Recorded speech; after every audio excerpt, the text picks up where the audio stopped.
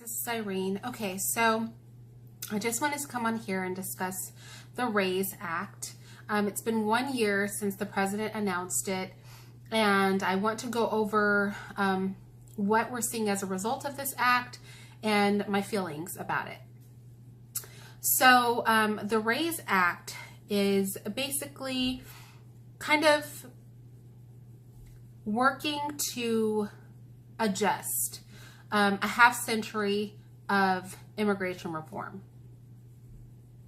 It's a merit-based system, so from now on you will have to do things like speak English fluently, be able to financially support yourself, have a desirable profession, maybe you do something that we need here in the United States. A lot of people feel some kind of way about this part of the act. I'm okay with it. As a lot of you know, my eldest son is in his 20s. He's currently in Japan, and honestly, he had to have money to go there. I'm not going to put an amount on it, but let's just say it exceeded it exceeded $10,000 significantly. So to sponsor himself, and they just want to make sure he can leave their country. And he was going there as a student, but other countries even choose to allow immigrants in that will benefit the country. And it's like we add about 1 million immigrants a year. That is huge. That's first of all, it's way too many people. Okay? First and foremost. And secondly, there's nothing wrong with us wanting the highest quality people here. I think there's something to be said for the fact that we have to care for Americans first. So if we bring in unskilled immigrants, what are we going to do with Americans that do unskilled labor? They're going to take jobs away from those Americans, and not by any fault of their own, by our fault for letting people in the country who are going to draw from resources that are intended from our poorest. And this brings me into the next part, which is that they can't immediately collect welfare. And honestly, I think immigrants shouldn't be able to collect welfare at all. Maybe after they've been here 2 years, they can have a 6-month total time or something like that they can spend on welfare. But here's the thing, what we can't do is be a socialist state to the point. Now I'm for social blankets for the poor. I am. There's just no way anybody who's Christian, because the Bible even tells us that we should care for the poor. Back when they used to harvest crops, they left crop on the field so that the poor could work and come and glean from the field for their own benefit. So we should have safety nets for the poor. In the New Testament, everybody gave what they had and dispersed as every man had need. It tells us to care for the poor. It tells us to care for the widows. You know what I mean? And things like that. So as a Christian, I definitely believe that we ought to care for the poor. And any other Christian, even if you're conservative, this is just something that we have to believe. Everybody knows I don't lean to the left or the right. I'm in the middle. But if you're Christian, we have to care for the poor. This is not even a political issue. This is like a faith-based issue. Get into your Bible. The Bible tells us to do it. That said, we can't have people coming to our country. I mean, do you know that, I don't want to misquote it. Let me see if I can find it, because I think I wrote it down, the percentage of immigrants. Yeah.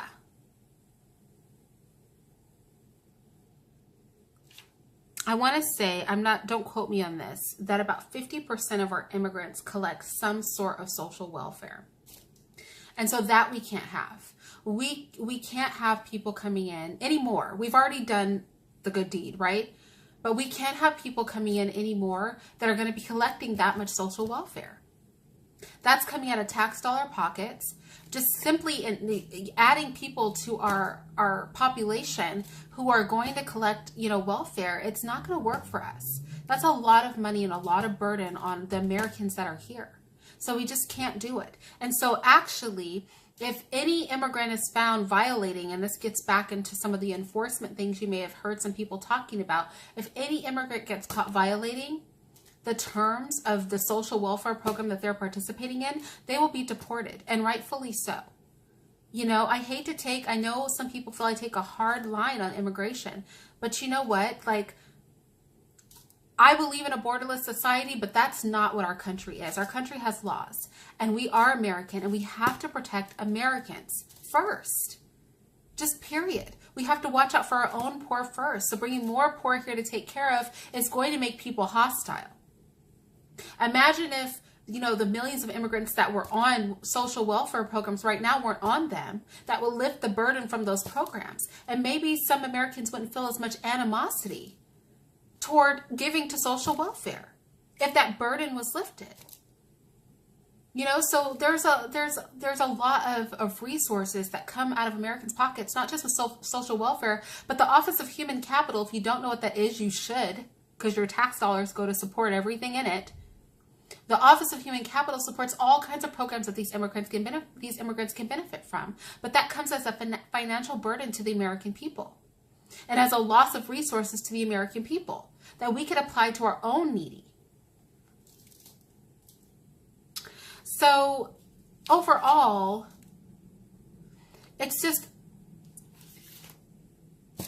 you know, we cannot pass laws to make other people comfortable. We need to focus on our own people. Our own people. First. We have to get this thing under control first before we can go playing world charity. You know, Captain Save an Immigrant. We can't do it. We have people here we need to care for first. And I am all for Trump's immigration policy. I'm all for it. I'm sorry. Like I said, my son is a first-generation American, and I don't have anything against immigration.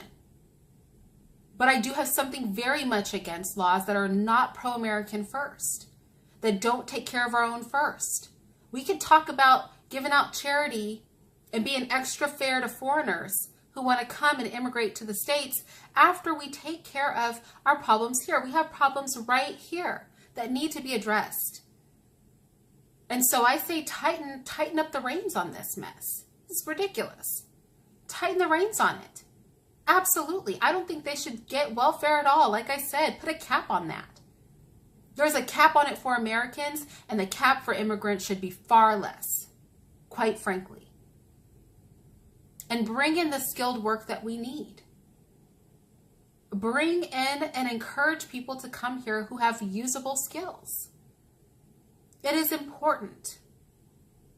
I'll briefly touch on what President Trump said about Africa. This is old news. It was inappropriate. But I understand the sentiment. The words were totally inappropriate. And it may link to some weird stuff that he feels deep down. But the idea of bringing in skilled persons from any country, including the Africas, is very, very solid and important.